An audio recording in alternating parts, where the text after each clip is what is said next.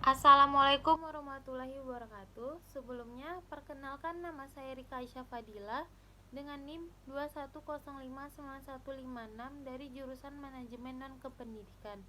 Di sini saya akan memaparkan materi tentang komunikasi bisnis antar budaya di era digital. Dalam bisnis global saat ini, kemampuan komunikasi ialah kunci sukses untuk suatu perusahaan. Perusahaan harus memiliki strategi yang baik untuk mengembangkan bisnis. Maka dari itu diperlukan komunikasi bisnis antar budaya yang akan terjadi antara konsumen yang berbeda budaya. Aspek pemasaran dalam komunikasi lintas budaya ini meliputi agama, bahasa, norma sosial, pendidikan, dan gaya hidup. Pemahaman lintas budaya dapat mengurangi adanya dampak culture shock, yang mana dapat meningkatkan pengalaman antar budaya. Bagi manajer sendiri ini sangat penting pengembangannya profesional efektivitas berkomunikasi dengan pegawai, yang mana pegawai hotel harus memahami lintas budaya untuk meningkatkan pelayanan kepada tamu, reputasi perusahaan, dan juga akan meningkatkan jumlah pelanggan. Berikut ini ada beberapa tujuan pemahaman lintas budaya. Yang pertama, kita akan bisa menyadari komunikasi budaya kita sendiri. Yang kedua, kita akan lebih dekat terhadap lintas budaya kita. Yang ketiga, akan menciptakan hubungan yang baik. Yang keempat, membuat pemahaman tentang budaya kita lebih luas.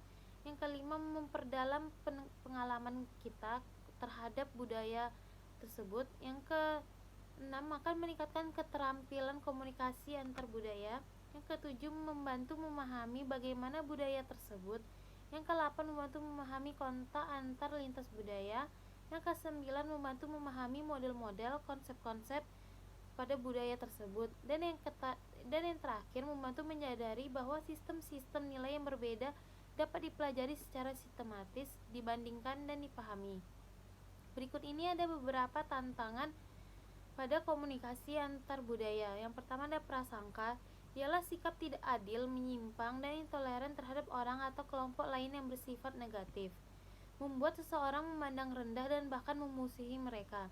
Yang kedua ada jarak sosial, yang mana berhubungan dengan kedekatan antara kelompok fisik atau sosial. Jarak sosial beda dengan stratifikasi sosial. Jarak sosial membagi individu dalam kelompok secara horizontal.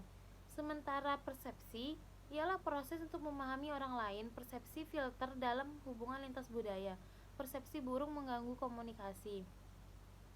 Berikutnya ada contoh komunikasi antar budaya. Pada era digital ini, sosial media ialah sangat banyak yang digunakan pada era kita sekarang ini. Contohnya ialah Instagram, TikTok, Facebook, dan lain sebagainya.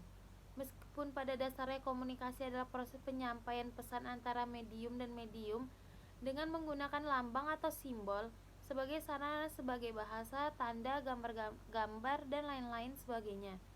Budaya dan komunikasi memiliki hubungan timbal balik.